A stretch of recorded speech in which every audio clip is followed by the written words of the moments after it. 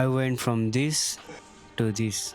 Hi, I'm Pemba. I'm not longer 22 years old boy. I turned 23 years old in July 25. Welcome to Solo in Japan series part 3. यो भन्दा अगाडिको मेरो daily ब्लगको आउनु main reason भनेको मैले challenge accept गरेको थिएँ, जुन च्यालेन्ज चाहिँ 30 दिनसम्म भिडियो हाल्नु थियो, जुन चाहिँ मेरो साथी अनिलले दिएको थियो। Because of that simple challenge my body अनि मेरो mind can stick a new habit including मेरो डाइट र मेरो डेली मुभमेन्टहरूमा। फेरि पनि मलाई मेरो डेली रुटिनको भिडियोहरू सेयर गर्नु मन छ, बट काम जिम स्टडीले गर्दाखेरि I don't have much time to left to edit अनि मेरो भोइस ओभरहरू गर्नलाई मैले एभ्री सिङ्गल डे चाहिँ मैले गर्न सक्दिनँ। मैले धेरै सोचेपछि I have made a decision, अनि त्यो डिसिजन चाहिँ एक हप्तामा एउटा भिडियो वा दुईवटा भिडियो हाल्ने, समराइजिङ गरेर मेरो लाइफको बारेमा, मेरो जिमको सेड्युल र मेरो स्टोरीको बारेमा under the name solo in Japan series. अनि happy birthday to myself, hope you guys enjoy my journey.